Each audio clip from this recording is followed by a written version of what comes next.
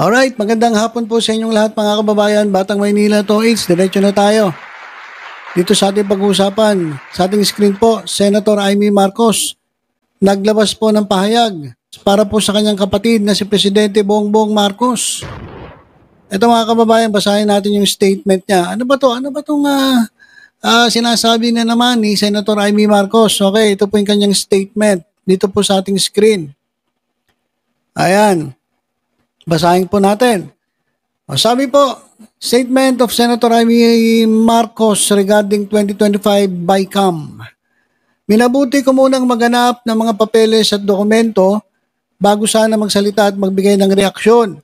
Ngunit sa kasamaang palad lahat kami ay nangapa sa dilim. Walang mga detalye o paliwanag ni walang konkretong numero. Ang tanging hawak ko ay ilang datos ng DSWD na talagang nilapastangan lalo na itong PhilHealth. Gayunpaman, sinisiguro ko sa taong bayan na hindi ako pumirma sa kahit anong papel hinggil sa budget ng 2025 o sa BICAM report niyan na nagsusulong magbawas ng pera sa mga lehitimong proyekto para lamang dito sa AKAP na tinututulan ko na. Paano naman ako pipirma sa blankot kulang-kulang na papel? Nananawagan ako sa aking kapatid, ang ating mahal na Pangulong Bongbong, kung mahina ang aking boses mag-isa ngayon nawa ay marinig mo ang sama-samang sumamo ng taong bayan. Noong ikaw ay nagsona, nagsabi ka ng proyektong dapat unahin. Ngayon sinusuway ka na ng ilang taong akala mong makabubuti para sa iyo at sa bayan. Nakikiusap ako, pakitutukan mo ang issue ng pondo at budget.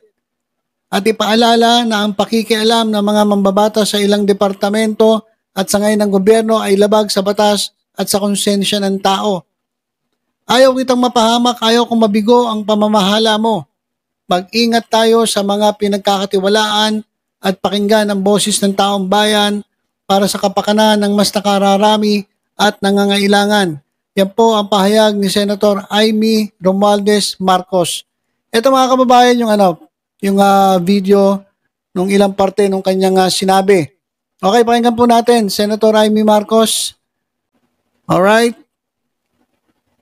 Nananawagan ako sa aking kapatid, ang ating mahal na Pangulong Bongbong, na kung mahina ang aking boses na mag-isa, ngayon nawa ay marinig mo ang sama-samang sumamo ng taong bayan. Kasi nung siya ay nagsona, nung ikaw ay nagsona, nagsabi ka ng mga proyektong dapat unahin. Ngayon sinusuway ka na ng mga ilang tao na akala mo siguro makakabuti para sa atin at para sa bayan. Pero nakita naman natin na eto nga at nakikiusap ako na sana pakitutukan mo ang issue ng pondo at ng budget at ipaalala na ang pakikialam ng mga mambabatas sa departamento at mga sangay ng gobyerno ay labag sa batas at labag sa konsensya ng tao. Okay, so binasa niya lang pala. Binasa niya lang yung statement niya, mga kababayan, yung huling portion ng kanyang statement. So, ayan mga kababayan, yung panawagan ni Senator Amy Marcos sa kanyang kapatid na si Presidente Bongbong Marcos. At pakinggan na rin natin mga kababayan, itong statement naman ni Pangulong Bongbong Marcos, nagsalita po si Presidente Bongbong Marcos, tungkol din dyan sa budget, lalong-lalo na dito po sa issue ng PhilHealth. So, pakinggan muna natin si Presidente Marcos. PhilHealth and independent. Okay, let's isa-isa natin. PhilHealth has a 500 billion reserve, and the cost of to provide their services in 1 year is less than 100 billion. So their budget actually for expenditures in the 260 billion is 100 and plus billion. So meron pa ring reserve. That's why I know na naabala ang tao because bakit natin binawasan? Dahil ang katotohanan dyan ay kung tignan ninyo, kaya binawi ng Department of Finance yung ilang reserve na naman doon na naiwan dahil hindi nagamit yun ng ilang taon. In other words, the PhilHealth has sufficient budget to do all of the things that they want to do. So let's go back the last 2 years. Kung titignan ninyo, ang services na binibigay ang treatment na binabayaran ngayon ng PhilHealth ay nag-expand na ng gusto. We are taking care of many more conditions, many more. We have more dialysis patients. We are attending to more people. That's from the budget of 2023 and 2024. So patuloy, pataas ng pataas. Pati yung pagbayad. Ang payments ngayon natin for cancer, for the other diseases, hundreds of percent ang increase doon sa dati. In other words, kaya ng PhilHealth ang bayaran niya. And the reason why is that we do not want to subsidize it is because it is the subsidy with hook lang doon sa bank account ng PhilHealth, hindi magagamit. Marami tayong paggagamitan noon. So that's a simple explanation. Okay. Naintindihan nyo ba, guys, yung sinasabi ni Presidente Marcos? Ako, ganito kasi nangyari. Ako, wala akong kinakampihan dito sa issue na to. Kasi ako, mas gusto ko rin na mabigyan ng budget ang PhilHealth. Kahit na meron silang 500 billion na savings. Mas maganda pa rin may budget. Kasi yearly naman binibigyan ng budget. Kaso ang problema kasi mga kababayan, hindi binigyan ng budget o subsidy itong PhilHealth kasi ang sabi ng gobyerno na kahit hindi bigyan ang PhilHealth ng budget ngayong taon na to. Okay, take note mga kababayan hindi naman ibig sabihin hindi nabibigyan yung PhilHealth ng budget. Kasi baka next year bigyan na ng budget. Ngayon lang hindi bibigyan ng budget. Bakit? Kasi ang dami pa niyang pondo. Okay? Yung kailangan niyang pondo para sa isang taon na ang pinagbasihan din yung mga previous years kung magkano nagastos nila at maraming services silang naibigay, mas malaki pa rin yung hawak nilang pera na 500 million kaysa dun sa kadalasan nilang nagastos per year. So this year, hindi po totoo na walang budget po ang PhilHealth. Napakalaki po ng pera ng PhilHealth. Nakuhaan pa nga di ba mga kababayan, may kinuha pa silang ilang bilyon para magamit. Bilyon ba milyon? Basta kinuhaan yan at inilipat sa ibang proyekto. Ngayon, pagdating dito ngayon sa budget ng PhilHealth, napakarami pa po nilang budget. At hindi po, ibig sabihin nito, hindi na po bibigyan ng budget ng PhilHealth. Ngayong taon lang po kasi nga, napakalaki. Kahit pa nga ata magdoble yung gastos nila na previous years, kasya pa rin yung pera nila. So yun po yung sinasabi nila. Kaysa naman na magbabudget ka na naman tapos may stock na naman yung pera na ang tubo naman ay napakaliit. Kumbaga hindi na utilize maigi yung pera kasi nasa bangko lang, nasa savings account. Alam niyo naman pag bangko, kapag nilagay mo pera mo diyan, wala. Para ka lang nagalkansya. Kung meron man tubo, kapiranggot. Sabi nga nung iba kung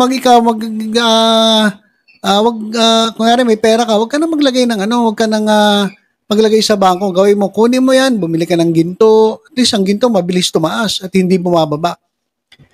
So yun po yung katwiran nila.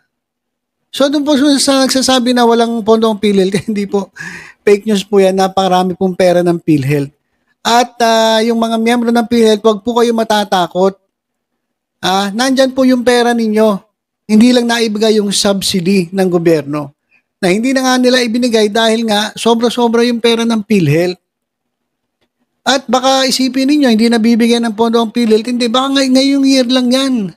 Susunod na taon, pag nakita nila na nabawasan yung pera at kinakailangan na ng subsidy ng PhilHealth, bibigay na uli yan. Kasi alam nyo, sa totoo lang, sa tingin ko dito, napupolitika napupolitika to. Kung mapapansin nyo, ang mga nagre-reklamo lang, usually mga DDS mga Duterte kasi nga yung budget yung budget ni Sara Duterte di ba doon pa lang sa Congress talagang binabana nila. Sobrang laki ng binawas at ngayon 700 umiiyak nga si Bato de la Rosa dahil nga hindi nadagdagan yung budget na natiling 700 billion. Iyak nang iyak si de la Rosa so ang nangyari mga kababayan siguro yan lahat na pinapansin na nila. Tapos, Yung sa ano naman, ito ibalita ko na rin sa inyo, yung kinaltas po sa DepEd, mukhang pinag-aaralan nilang ibalik sa DepEd under Senator Angara, o former Senator Angara. Hindi po kay Sara Duterte, wala. Wala po mangyayari kapag kay Sara Duterte. So, yung nagki-question doon sa budget ng DepEd, mukhang pag-aaralan nilang ibalik. Ito lang talaga yung napakalaking issue, yung sa PhilHealth, na hindi nga nabigyan ng subsidy for this year. Pero susunod na taon meron yan. Kaya ganito, kapag ang nangyari ay wala ng pera ang PhilHealth at hindi sinasubsidize ng gobyerno, yun doon na magreklamo, doon na magkakagulo yan. Ibig sabihin, wala ka ng pakialam sa healthcare ng ating mga kababayan. Pero sa ngayon, ang justification nila, marami pang pera. Yung mga previous na gastos nila, mas malaki pa rin yung pera nila. Kung sakali mga magastos magdoble, sa tingin ko nga, kahit magdoble pa yung ginastos nila ng 2023, pasok pa rin doon sa perang hawak nila yan sa budget nila So wag po kayong kabahan sa mga PhilHealth members. Ang nagpapalala lang nito mga kababayan, mga politiko Sila lang Naghanap sila ng butas dito sa gobyerno. At ayan, kaya nagkaaganyan. Ang daming mga panawagan. Ngayon, ito si Amy Marcos na nawagan. Sabi, may mga kasamahan ka dyan na hindi na maganda yung sinasabi sa'yo. Huwag kang magpapauto. Huwag kang basta-basta na lang susunod. Ang ginagawa sa'yo, sinusubay ka na. Hindi ka sinusunod. Gumagawa sila ng sarili nilang diskarte. Puro kayo ayuda. Ayun ang sabi naman ni Amy Marcos. Alam niyo si Amy Marcos, ano yan magaling po maglaro yan. Kaya talagang gumigit na yan. No? So, ito naman ay hindi para sa akin mga kababayan, pinalaking issue lang. Pinalaking issue ng mga politiko para meron lang silang masilip dito sa ating gobyerno. Saka huwag kayong maniniwala sa page sa walang pera ang PhilHealth. May pera po ang PhilHealth. Ang laki po ng pera ng PhilHealth. Kayang-kaya po sa punan ang pangangailangan ng PhilHealth. Ito guys, papakita ko sa inyo bilang pagtatapos. Sabi po ng Health Secretary Ted Herbosa, mali na walang budget ang PhilHealth. Meron po, napakalaki po. Ayan. Hindi po nawala ang budget ng PhilHealth. Ang PhilHealth, kaya pa rin tustusan ng lahat ng benepisyo niyong mga miyembro. Wala pong nawawalang benepisyo. Napakarami po ng pera ng PhilHealth. Ang nawala lang po yung subsidy, yung karagdagan. Pero yung pera nila, nandiyan naman, intact naman po yan. At sabi ko nga, kahit magdoble ba ang gastos nila, sa susunod na taon, kasya pa rin yung pera. Ayan, maliwanag mga kababayan. Alam nyo, minsan kasi pinapalala lang to ng mga politiko, lalong-lalo na yung mga kumakalaban sa gobyerno. Huwag po kayo mag-alala. Kapag may nangyari po sa inyo, halimbawa may sakit kayo, lumapit kayo sa PhilHealth, bibigay po sa inyo ang inyong karampatang benepisyo. Ngayon, kung hindi na ibigay, yan, magreklamo na kayo. Magreklamo na tayo. Pero sa ngayon, kasya po ang pera. Napakaraming pera ng PhilHealth, kaya wag po kayo mag-alala. Okay, pinaliwanag yan ni DOJ Secretary, pati ni Presidente Bongbong Marcos. Ito naman si Amy Marcos, yun naman to, pa-epal. Masyadong malagay lang sa gitna alam mo na. Kaya darating na eleksyon, piliin ninyo. Talagang alam ninyong may puso para sa tao. At yung mga namamangka sa magkakaibang ilog, bahala na po kayo, ilaglag nyo, ilagay nyo sa kungkungan. Okay, so yun lang po muna mga kababayan. Basta tutok-tutok lang po dito sa Batang Maynila to. Sa iba pang updates, ingat po tayong lahat. God bless po.